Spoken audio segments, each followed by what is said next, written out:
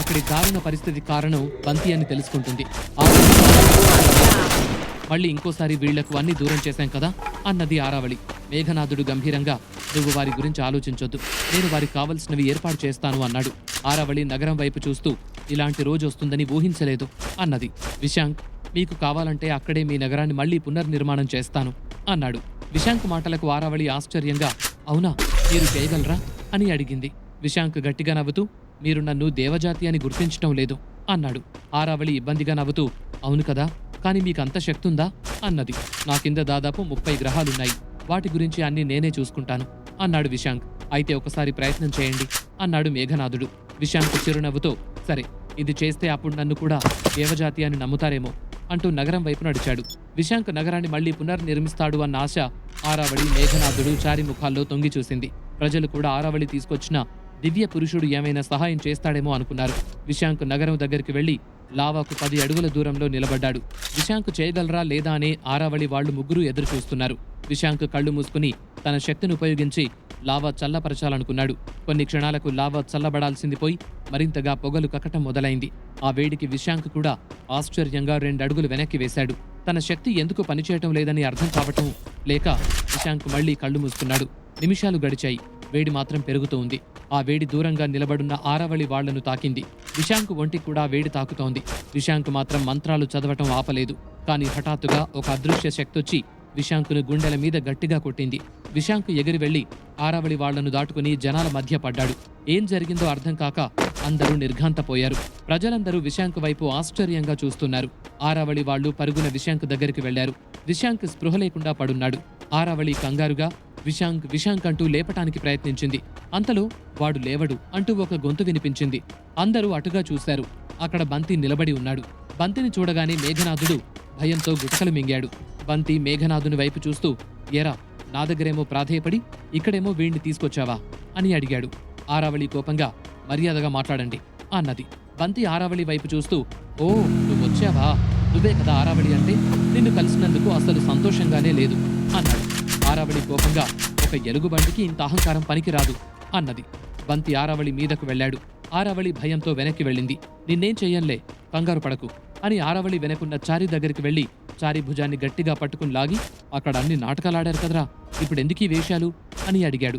చారి భయంగా, నాకేం తెలీదు, నేను ప్రేక్షకుని మాత్రమే, ఆయనే ఆరావళికి సహాయంగా వచ్చి నేను చేస్తాను అన్నాడు అని చెప్పాడు.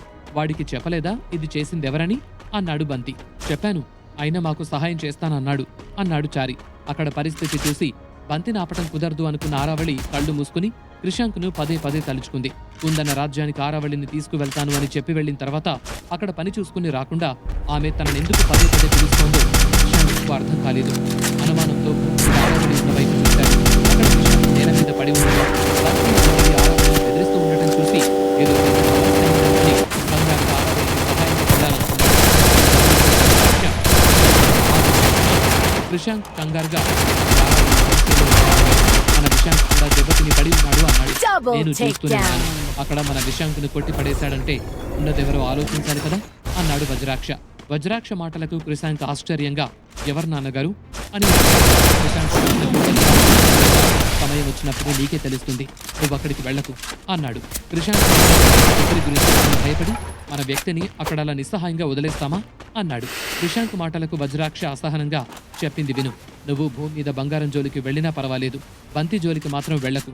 బంగారం, ధర్మం, మంచి, చెడు అంటూ ఒక్క క్షణమైనా ఆలోచిస్తాడు, బంతి అలా కాదు అన్నాడు. అవునా, అసలు ఎవరా బంతి అనుమానంగా అడిగాడు క్రిషాంక్. ఇప్పుడు కాదు, సమయం వచ్చినప్పుడు నేనే చెబుతాను అన్నాడు వజ్రాక్ష. క్రిషాంక్ భారంగా నిట్టూర్చి మళ్లీ ఆరావళి వైపు చూశాడు. ఆరావళి గాల్లో 4 అడుగులు పైకి లేచుంది. బంతి కోపంగా ఓసారి బెదిరించి 4 మంచి మాటలు చెప్పి తోకుపుకుంటూ వెళ్లిపోవడానికి నేనేమైనా బంగారం అనుకున్నావా బంతి అన్నాడు. కుందన రాజ్య సైనికులు కోపంతో ఆయుధాలు తీసుకుని వస్తుంటే మేఘనాథుడు వాళ్లను ఆపేశాడు. బంతి ఆరావళితో ప్రవర్తించే విధానం చూసి ప్రజలందరూ నిర్ఘాంతపోయారు. ఆరావళి కోపంగా చూస్తోంది కానీ మాట్లాడలేకపోతోంది. ఊపిరి తీసుకోవడం కష్టంగా ఉంది. బంతి నేలపైన తెలియదు కానీ ముందు నిజం తెలుసుకో, నేను కానీ ఈ పని చేయకపోతే ఈ రాజ్యం మాత్రమే కాదు కూడా ప్రమాదంలో పడేది, అందుకే మళ్ళీ అలాంటి సమస్య రాకుండా సర్వనాశనం చేశాను అన్నాడు. ఆరావళి ఆశ్చర్యంగా మేఘనాథుని వైపు చూసింది. అప్పుడే విశాంక్ స్పృహలోకి వచ్చాడు. విశాంక్ను బంతి గాల్లోకి లేపి అన్నింటిలో నేనున్నానని వేలు పెట్టడం మంచిది కాదు. వెళ్ళి మీ యజమానికి చెప్పు. భూమి వరకు రావాలంటే నన్ను దాటుతూ రావాలి. ఇంకోసారి తోక జాడిస్తే నేనే అక్కడికొస్తాను అన్నాడు. విశాంక్ అయోమయంగా వంతి వైపు చూశాడు. అతని వైపు చూస్తూ మళ్ళీ నువ్వు కానీ నాకు దొరికితే అదే నీకు ఆఖరి రోజు, గుర్తుపెట్టుకో. నీ గురువే వచ్చినా నిన్ను కాపాడలేడు అని అక్కడి నుంచి 4 అడుగులు వేసి మాయమైపోయాడు. అందరూ ఆశ్చర్యంగా ఒకరి ముఖాలు ఒకరు చూసుకుంటున్నారు. విశాంక్ తూలి పడుతుంటే పక్కనే ఉన్నవారు పడుతున్నారు. ఆరావళి కన్నీళ్లతో మేఘనాథుడి వైపు చూసింది. మేఘనాథుడు వెళ్ళి నిజంగా నా తప్పేమీ లేదు దేవి అన్నాడు.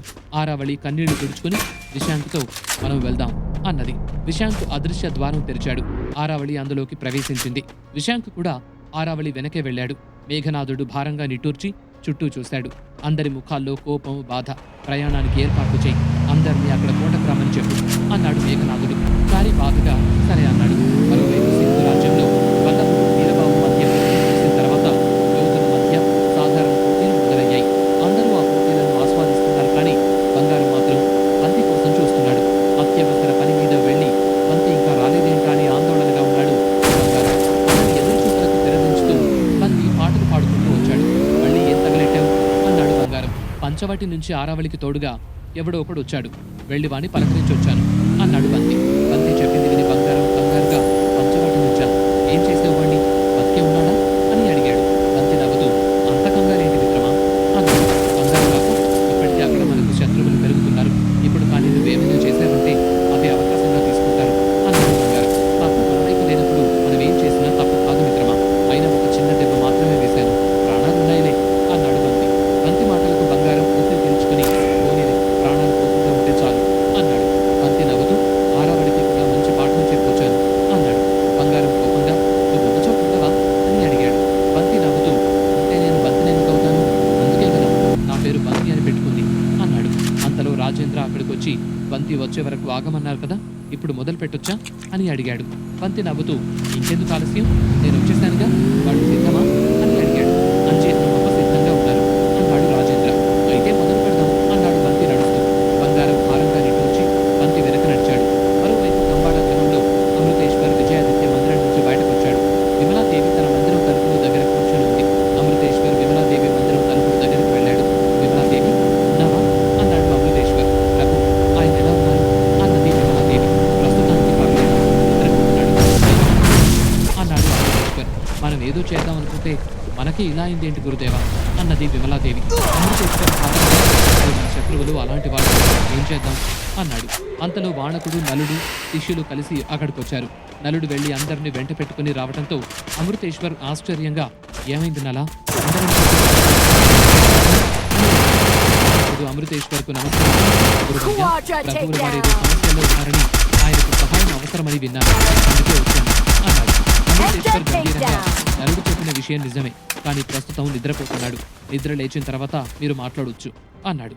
అమృతేశ్వర్ మాటలకు వాణకుడు సరే మేమిక్కడే కాపలా ఉండొచ్చా అన్నాడు. అమృతేశ్వర్ నవ్వుతూ మిమ్మల్ని అంగరక్షకులుగా ఎంచుకున్నారు కదా, ఉండండి అన్నాడు. మరోవైపు ఆరావళి, విశాంక్ ఇద్దరు ఆరావళి బస చేస్తున్న భవనానికి చేరారు. ఆరావళి గదిలోకి వెళ్లి తలుపు వేసుకుంది. ఆమె ముఖం చూస్తేనే అర్థమవుతోంది కోపం, బాధ ఉన్నాయని. విశాంక్ కృషాంక్ను పిలవాలనుకుంటూ ఉండగానే కృషాంక్ అక్కడికొచ్చాడు. తలుపు కూడా కొట్టకుండా కృషాంక్ ఆరావళి గదిలోకి వెళ్ళాడు. ఆరావళి ఏడుస్తూ ఉంది. ఆరావళి ఏడవటం చూసి కృషాంక్ బాధగా నువ్వు సహాయం కోసం పిలిచినా నేను రాలేకపోయాను, నన్ను క్షమించు అన్నాడు. ఆరావళి కన్నీళ్లు తుడుచుకుని కోపంగా కృషాంక్ వైపు చూసింది. నేను వచ్చినా కూడా నాకు కూడా కృషాంక్ పట్టిన గతే పట్టేది అన్నాడు కృషాంక్. అది విని విస్మయంగా ఆరావళి ఒక దేవజాతి అంటారు, సాధారణ శక్తులున్న ఎలుగుబంటిని ఏమి చేయలేరా అని అడిగింది. కృషాంక్ గంభీరంగా ఆయన శక్తులున్న సాధారణ ఎలుగుబంటి కాదు అన్నాడు.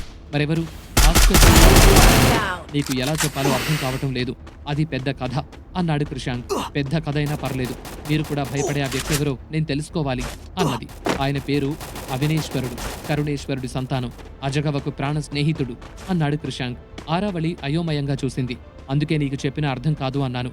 ఈ కథ నువ్వు తెలుసుకోవాలంటే సృష్టి మొదలు తెలుసుకోవాలి అన్నాడు కృషాంక్. ఆరావళి అయోమయంగా చూస్తూ సృష్టి మొదలు నుంచి వీళ్ళున్నారా అన్నది. సృష్టి మొదలైన సమయంలోనే వీళ్ల కథ మొదలైంది. ఆ కథలో నువ్వు అంటే మోహిని కూడా ఉంది అన్నాడు కృషాంక్. ఆరావళి ఆశ్చర్యంగా మోహినినా, ఆమె ఎప్పటినుంచుంది అని అడిగింది. అజగవ ఊపిరి పోసుకున్న సమయం నుంచి అన్నాడు కృషాంక్. ఆరావళి ఆశ్చర్యంగా చూస్తుంటే క్రిషాంక్ అవును, మనమందరం అనుకునేట్టు మోహిని అసలు పేరు మోహిని కాదు, వేరే పేరు అన్నాడు. వేరే పేరంటే ఏం పేరు అడిగింది ఆరావళి. తపస్వి అన్నాడు క్రిషాంక్. ఆ పేరు ఇంతకుముందు ఎక్కడో విన్నట్టు అనిపించింది ఆరావళికి. అజగబా మోహిని ఇద్దరు స్నేహితులా అని అడిగింది ఆరావళి. కాదు, ఇద్దరు ఒకే తల్లి కడుపున పుట్టినవారు, ఒకే శక్తిని కలిగి వేరువేరు జీవశక్తులు కలిగినవారు అన్నాడు క్రిషాంక్. అది విని ఆరావళి అర్థం కాక ఆగాగు, మోహిని అజగవ ఇద్దరు ప్రేమికులు అని విన్నాను అన్నది. అవును అన్నాడు క్రిషాంక్. ఒకే తల్లి కడుపున పుడితే ప్రేమికులు ఎలా అవుతారు? అన్న చెల్లెలవుతారు కానీ అడిగింది ఆరావళి. నువ్వు మాట్లాడేది ఇప్పటి పరిస్థితుల్లో ధర్మం గురించి, నేను చెప్పేది సృష్టి మొదలైన సమయంలో గురించి. అప్పుడున్న వాళ్ల సంఖ్య వేల మీద అన్నాడు క్రిషాంక్. అంటే అప్పుడు ఈ సృష్టి జీవులు ఏమీ లేవా అడిగింది ఆరావళి. లేవు, అప్పుడు ఈ భూగ్రహం కూడా వాళ్ళ దిగ్గ మాత్రమే. అదే ఆ మహాదేవుడు ఆదిశక్తి ఉన్న ప్రదేశం కూడా అన్నాడు క్రిషాంక్. ఆరావళి ఆశ్చర్యంగా మొదట ఇక్కడే